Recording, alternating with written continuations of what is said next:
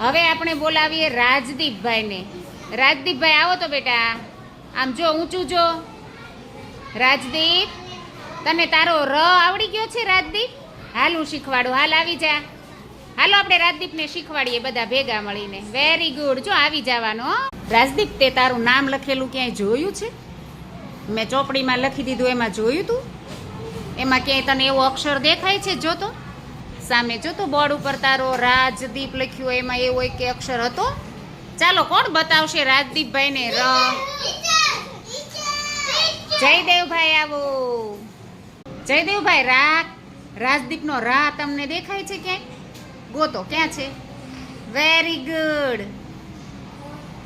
એની ઉપર ગોળ કરો બેટા, બાજુમાં નહીં, રા ઉપર આખું રા છે એને ગોળ કરી દો.